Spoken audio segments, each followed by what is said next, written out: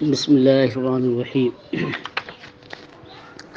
ومن اشترى بيضا أو بطيخا أو قصاء أو خيارا أو جوزا فكسره فوجده فاسدا فإن لم ينتفع به رجع بالثمن كله۔ اور کسی نے انڈا خریدا یا خربوز یا کھیرا ککڑی یا اخروٹ اور اسے عیبدار پایا۔ اب اس کی دو صورتیں ہیں، اگر وہ منتفع بہی ہے یا نہیں۔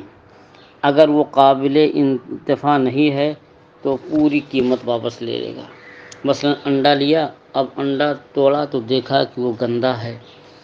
اور زردی بالکل خون ہو چکی ہے، ظاہر ہے کہ اب وہ قابل انتفاع نہیں ہے، وہ اس میں بدبو پیدا ہوگی، اس کو کھانا بھی جائز نہیں ہے، اور اسے توڑ کر کے پھینک دیا۔ ایسے ہی تربوز لیا اور اسے کاٹنے کے بعد دیکھا کہ اندر سے بالکل سڑا ہوا ہے، وہ کھانے کے لائق نہیں، اگر کوئی کھا لے تو اسے کالرا ہیضہ ہو جائے گا۔ یا کھیرا ککڑی لیا تو دیکھا اندر سب کیڑے ہیں، کھانے کے لائق نہیں، تو اسے جو ہے پورا پیسہ جو ہے واپس لینے کا حق ہے۔ فرماتے ہیں کہ جس نے انڈا خریدا یا خربوز خریدا یا جو ہے ککڑی یا کھیرا یا اخروٹ اور پھر اسے توڑا، فوجدہ فاسدا، تو اسے جو ہے فاسد پایا، خراب پایا۔ فإن لم ينتفع به، اگر یہ چیزیں قابل انتفاع نہ ہو تو رجع بالثمن کلہ، تو پورا ثمن واپس لے گا۔ ولأنہ لیس بمال، کیونکہ جب یہ انڈا گندا ہے یا خربوز اور ککڑی وغیرہ میں کیڑے ہیں، سڑ گئے ہیں، یا جو ہے اخروٹ میں مغز ہی نہیں ہے، تو یہ سب کیا ہیں کہ یہ قابل انتفاع نہیں، مال نہیں، تو اب فکانہ البیع باطلا، تو اب یہ بیع باطل ہوئی، اس لیے واپس کر سکتا ہے۔ اب ایک سوال، اس کا جواب، اخروٹ کے اوپر چھلکا ہوتا ہے تو اور اگر کسی نے 5 کلو اخروٹ لیا اور سب توڑ ڈالا اور اندر بہت کم ہی صحیح سالم مغز سے، بلکہ تقریباً سب ہی خراب نکلے، شراب توڑتے گئے خراب نکلتا گیا، لیکن اس کے اوپر جو چھلکا ہے اور وہ چھلکا تو قابل انتفاع ہے، کیونکہ کھانا پکانے کے کام آ سکتا ہے اور ٹھنڈک میں جو ہے تاپنے کے کام آ سکتا ہے۔ لکڑی جلانے کا جو کام ہے اس چھلکے سے بھی لیا جاتا ہے، تو اگر چھلکا صحیح ہو، لکڑی جلانے کے لائق ہو، لکڑی جلانے کی طرح ہو اور اس سے کھانا بھی پکا سکتے ہیں، تو قابل انتفاع تو ہے۔ اگرچہ مغز قابل انتفاع نہیں، لیکن چھلکا تو قابل انتفاع ہے، اس لیے جو ہے اس کی بیع فاسد نہیں ہونی چاہیے۔ تو اس سوال کا جواب دے رہے ہیں۔ جواب کا خلاصہ یہ ہے کہ جو لوگ انڈا خریدتے ہیں تو انڈا خریدنے سے چھلکا خریدنا مقصود نہیں ہوتا ہے، مقصود اس کے اندر جو زردی اور سفیدی ہے اس کا خریدنا ہے۔ تو اگر انڈے کا چھلکا صحیح ہو لیکن اندر سے خراب ہو تو بیع فاسد ہوگی۔ اسی طریقے سے اخروٹ خریدتے ہیں اور اخروٹ خریدنے سے چھلکا خریدنا مقصود نہیں، بلکہ اس کے اندر جو مغز ہوتا ہے، مغز خریدنا مقصود ہوتا ہے۔ ورنہ آپ دیکھیں کہ اگر چھلکا خریدنا مقصود ہوتا جلانے کے لیے تو کوئی 100-200 روپیہ کلو نہیں خریدتے۔ آپ جلانے والی لکڑی بازار میں خریدنے جائیں تو چھلکے سے کہیں اچھی جلے گی اور بہت تو 10 روپے کلو ملے گی، 5 روپے 6 روپے کلو، 10 روپے کے اندر ہی ملے گی۔ تو جب 10 روپیہ کلو لکڑی بازار میں دستیاب ہے تو 150-200 روپے کلو لکڑی کون خریدا جلانے کے لیے؟ اس سے معلوم ہوا کہ چھلکے کے اندر اگر مغز صحیح سلامت نہیں، خراب ہے، اور چھلکا صحیح ہے، جلانے کے لائق ہے، تو اس کا اعتبار نہیں، کیونکہ خریدنے والے نے چھلکا نہیں خریدا ہے بلکہ جو ہے مغز خریدا ہے۔ اسی سوال کو ولا یعتبر فی الجوز صلاح قشرہ، کہتے ہیں کہ اور جو ہے اخروٹ میں اس کے چھلکے کا صحیح ہونا معتبر نہیں، علی ما قیل، جیسا کہ فقہا نے فرمایا، لأن مالیتہ باعتبار اللب،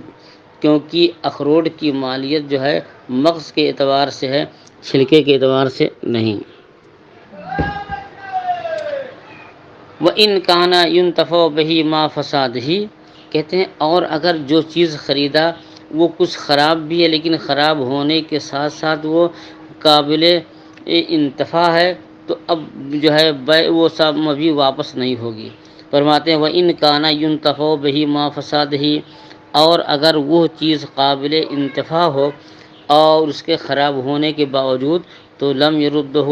تو اب اسے واپس نہیں کرے گا۔ تو لأن الکسرى عیب حادث، کہ کیونکہ توڑنا جو ہے ایک نیا عیب ہے، لیکن اب اگر چیز قابل انتفاع تو ہے مگر خراب بھی ہے، تو اس میں نقصان ہے کہ نہیں؟ نقصان ہے، تو مشتری کا نقصان ہے۔ تو ایسے طریقے سے فیصلہ فرما رہے ہیں کہ مشتری کا بھی نقصان نہ ہو، بائع کا بھی نہ ہو۔ جہاں ایک طرف یہ فیصلہ ہوا کہ مشتری بائع کے پاس واپس نہیں کر سکتا، اس میں بائع کے حق کی رعایت ہو گئی، اور دوسرا فیصلہ یہ بھی ہے کہ اس عیب کی وجہ سے مبیع کے اندر جو کمی آ گئی، جو نقصان پیدا ہو گیا ہے، مشتری اسے مبیع سے واپس لے سکتا ہے۔ تو اس فیصلے سے مشتری کو راحت ملے گی۔ تو کیا یہ ایسا فیصلہ ہے کہ مشتری کو بھی راحت ہے اور بائع کو بھی راحت ہے۔ کہ تو ان کانا ينتفع به، اگر وہ چیز قابل انتفاع ہو اور خراب ہونے کے باوجود، تو مشتری بائع کے پاس واپس نہیں کرے گا۔ اس لیے کہ اب اس نے توڑ دیا ہے، اور توڑنا جو ہے یہ عیب جدید ہے۔ لیکنہ یرجع بنقصان العیب، لیکن مشتری جو ہے عیب کے نقصان کو واپس لے گا۔ دفعا للضرر بقدر الامکان، بقدر امکان طرفین سے ضرر کو دفع کرنے کے لیے۔ اب مبیع جو ہے مشتری واپس نہیں کر سکتا، اس میں جو ہے بائع کے حق کی رعایت ہے، اور مبیع کے اندر جو عیب ہے اور اس عیب کی وجہ سے قیمت میں جو کمی آ رہی ہے، مشتری بائع سے اس جو ہے اس کمی کو واپس لے سکتا ہے، تو اس طرح مشتری کے حال کی رعایت ہو گئی۔ وقال الشافعی، اور امام شافعی رحمۃ اللہ علیہ نے فرمایا کہ یہاں یردہ لأن الکسر بتسلیطہ، کہ مشتری جو ہے بائع کے پاس واپس کر دے گا، کیونکہ ٹوٹنے سے جو عیب پیدا ہوا ہے، تو یہ بائع نے مشتری کے حوالے وہ شے کر دی ہے، تو گویا اس کے توڑنے پر بائع ہی نے مسلط کیا ہے۔ تو جب بائع نے مسلط کر دیا تو اب جو ہے مشتری بائع کے پاس واپس کر سکتا ہے۔ قلنا، ہم کہتے ہیں کہ التسلیط علی الکسر فی ملک المشتری لا فی ملکہ فصار کما اذا کان صوبا فقطعہ، ہم کہتے ہیں کہ اس کے توڑنے پر مسلط کرنا یہ مشتری کے ملک میں ہے، مشتری نے اپنی ملک میں رہتے ہوئے ان اشیاء کو توڑا ہے، تو اب جو ہے اس کا تاوان یا جو بھی کمی ہو مشتری برداشت نہیں کرے گا، بلکہ جو ہے بائع برداشت کرے گا۔ ہم کہتے ہیں کہ بائع کا مشتری کو مسلط کرنا اس کے توڑنے پر یہ مشتری کی ملک میں ہے، تو فسارہ کما، یہ ایسے ہی ہو گیا جیسے کسی نے کپڑا بیچا اور کپڑا بائع کے حوالے کر دیا، اور مشتری نے کپڑا کاٹا، اور کپڑا کاٹنے کے بعد عیب پر مطلع ہوا، تو مشتری جو ہے اس عیب کے اس کی وجہ سے جتنی کمی ہے اس کمی کو بائع سے واپس لے سکتا ہے، اگرچہ جو ہے مبیع واپس نہیں کر سکتا۔ تو مبیع واپس تو نہیں کرے گا، لیکن جو نقصان تھا نقصان کا عوض لے سکتا ہے۔ ہم کہتے ہیں کہ مشتری کو مسلط کرنا اس یہاں مبیع کو توڑنے پر یہ بائع کی ملک میں ہے، کہ جب وہ توڑ رہا تھا تو بائع نہیں مشتری، تو مشتری کی ملک میں تھا، لا فی ملک ہی، یہ بائع کی ملک میں وہ چیز نہیں تھی۔ فسارا کما اذا کانا صوبا فقطعہ، تو ایسے ہی ہو گیا جیسے کہ وہ کپڑا تھا اور اس نے اس کو قطع کر دیا، اور قطع کرنے کے بعد مشتری عیب پر مطلع ہوا، تو عیب کی وجہ سے جو نقصان تھا اسے واپس لے سکتا ہے۔ وَلَوْ وَجَدَ فَاسِدًا وَهُوَ قَلِيلٌ، کہتے اب یہ دوسرا مسئلہ اسی سے متعلق ہے کہ اگر کسی نے کوئی سامان خریدا اور اس میں کچھ حصہ جو ہے خراب پایا، اور خراب کی مقدار جو ہے یہ کم ہے، تو یہ بیع صحیح ہے۔ مثلا اس نے 1 کنٹل آم خریدا، اور 1 کنٹل آم میں جو ہے 5 آم خراب نکل گئے، تو تو یہ بے فاسد نہیں، کیونکہ کوئی بھی چیز لیجئے تو 100% وہ صحیح نہیں ہوتی۔ آپ گیہوں خریدیں گے تو اس میں کچھ نہ کچھ حصہ گھنا ہوا مل ہی جاتا ہے۔ آپ جو ہے آم خریدیں، اخروٹ خریدیں،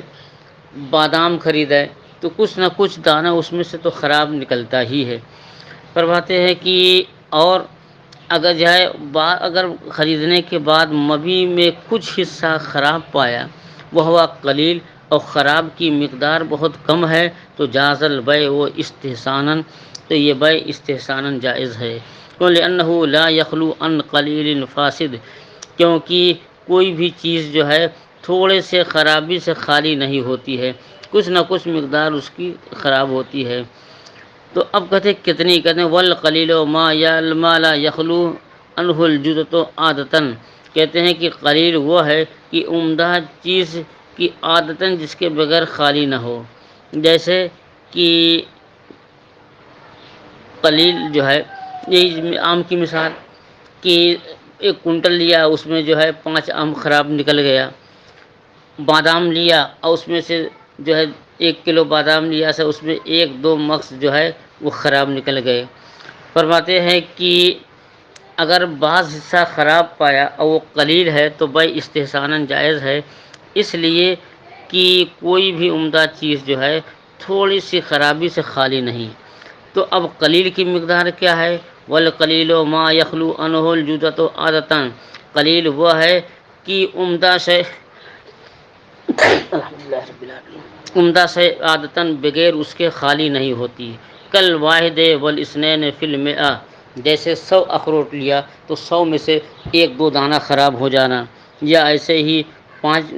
جو ہے 1 کنٹل آم لیا تو 2-4 آم اس میں خراب ہو جانا۔ وَإِنْ كَانَ الْفَاسِدُ كَثِيرًا لَا يَجُوزُ، اور اگر جو ہے مبی میں سے بیشتر حصہ خراب ہو تو یہ بیع جائز نہیں۔ مثلا 1 کنٹل آم خریدا اور اس میں 60 کلو خراب نکلا، 40 کلو ٹھیک تھا، تو یہ بیع فاسد ہے، لا یجوز جائز نہیں۔ وَيَرْجِعُ بِكُلِّ الثَّمَنِ، اور مشتری جو ہے بائع سے پورا ثمن واپس لے گا اور مبی واپس کر دے گا۔ لِأَنَّهُ جَمَعَ بَيْنَ الْمَالِ وَغَيْرِهِ، کیونکہ جو صحیح ہے وہ مال ہے اور جو فاسد ہے اور خراب ہے وہ غیر مال ہے، تو گویا بائع نے مال کے ساتھ ساتھ غیر مال کو بھی جمع کر دیا، اور مال کے ساتھ غیر مال کو جمع کر کے بیچنا یہ جائز نہیں ہے۔ جیسے کسی نے جو ہے 2 غلام خریدنے کی بات کی اور بائع کے پاس ایک ہی غلام تھا، تو بائع نے کہا ٹھیک ہے 2 غلام ہمارے پاس ہیں، تو ایک تو خود آ گیا کہ بائع جو ہے کہ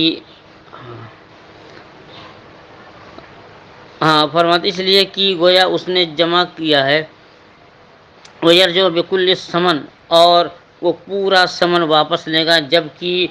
اکثر حصہ خراب ہو۔ تو لِأَنَّهُ جَمَعَ بَيْنَ الْمَالِ وَغَيْرِهِ، کیونکہ اگر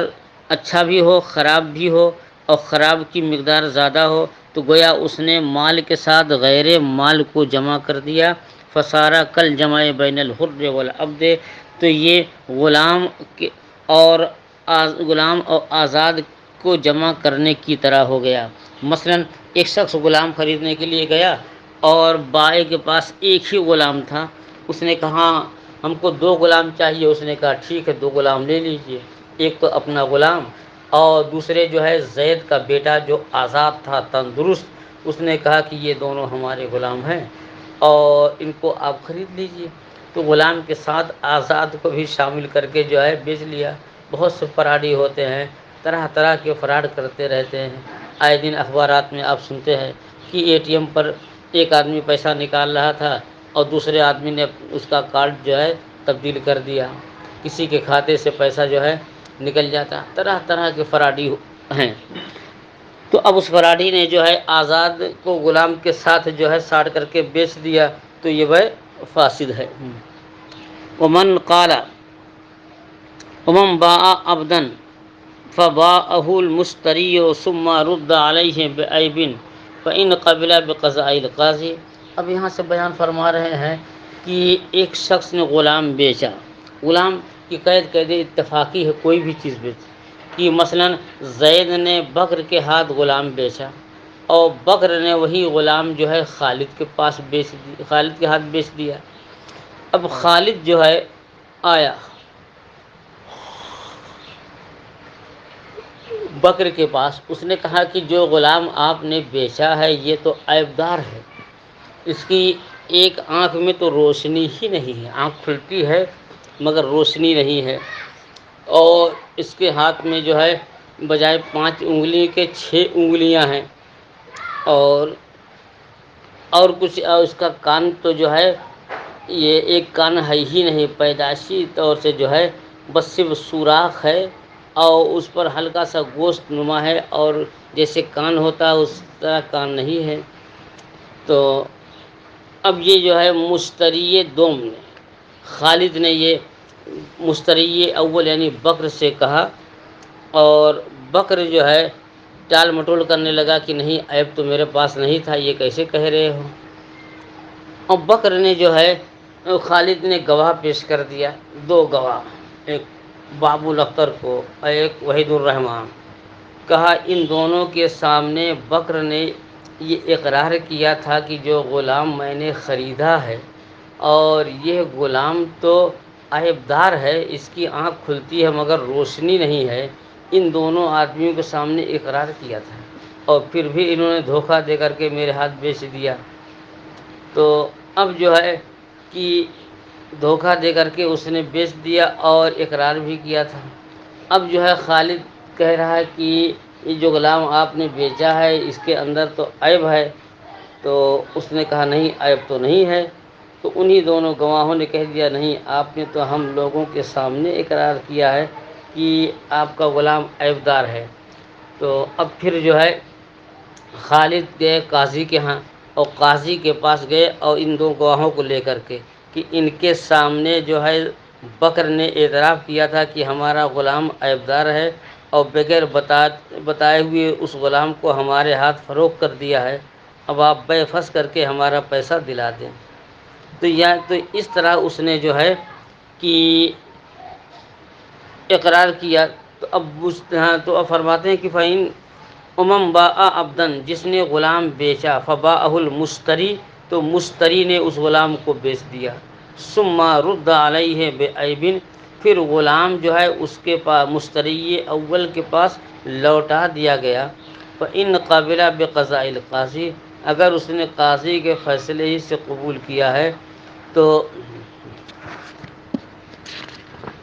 اور بے اقرارن اور بینتن اور بے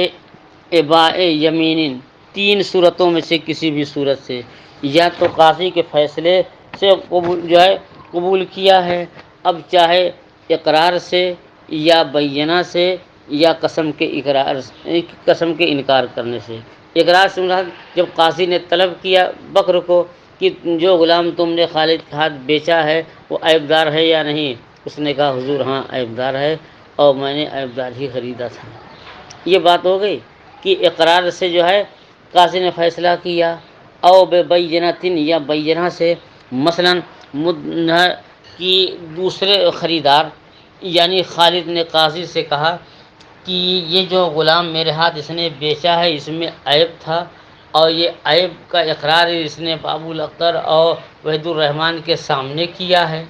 اب قاضی نے ان دونوں کو بلایا کہ کیا آپ دونوں کے سامنے اس نے اقرار کیا ہے؟ تو دونوں گواہوں نے کہہ دیا کہ ہاں اس نے اقرار کیا ہے۔ تو یہ اقرار کی مثال ہو گئی، اور یا تو بینہ سے کہ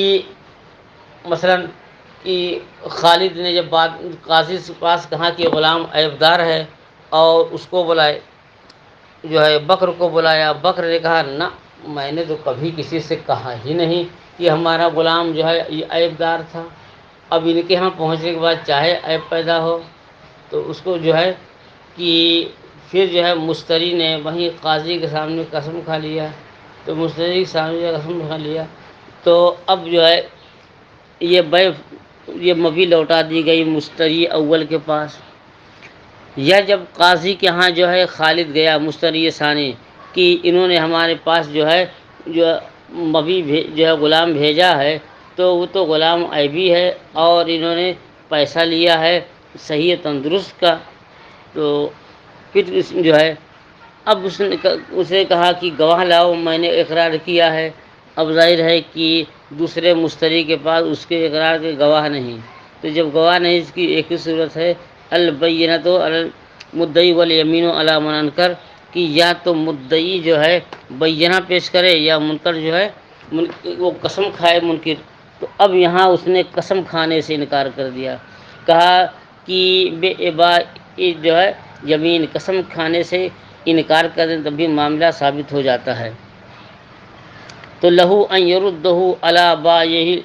تو مشتری اول کو ان صورتوں میں یہ حق ہے کہ اسے بائع کے پاس واپس کر دے، لأنہ فسق من الاصل، کیونکہ یہ اصل ہی سے بیع کا فسق کرنا ہوا۔ اصل سے مراد کیا؟ جس سے اس نے زید سے خریدا تھا وہی سے فسق کرنا ہے۔ کألم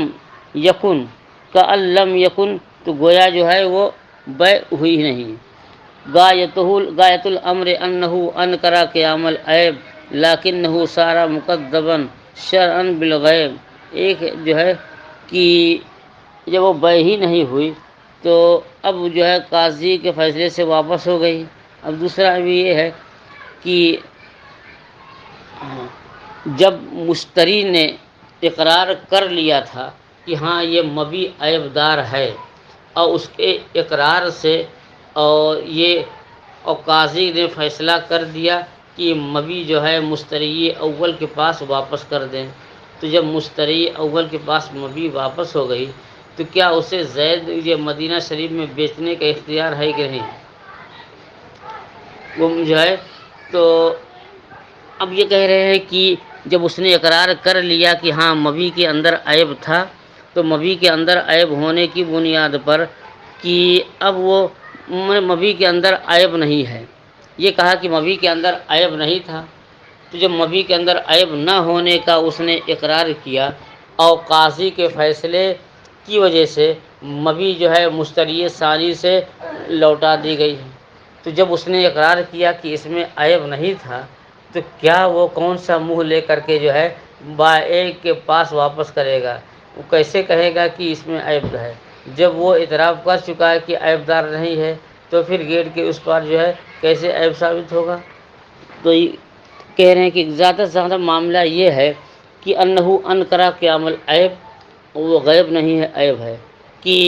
مشتری اول نے اپنے مبیع میں عیب کے قیام کا انکار کیا، لیکنہ صار مکذبا شرعا، لیکن وہ شرعاً جو ہے اس کی تکذیب کر دی گئی ہے، اور جو شرعاً اس کی تکذیب کی گئی تو جا کر کے میں بھی لے لینا۔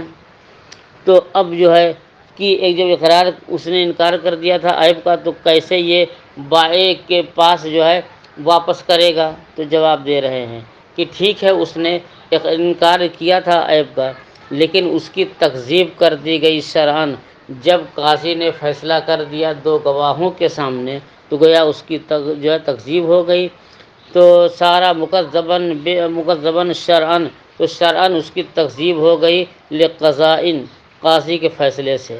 اور معنی القضاء، اور قضاء کا معنی یہ ہے بالاقرار، قضاء بالاقرار کا معنی ہے کہ انہ انکر الاقرار، کہ اس نے اقرار کا انکار کیا کہ میں نے کبھی نہیں اقرار کیا کہ یہ میرا جو ہے اس میں عیب ہے۔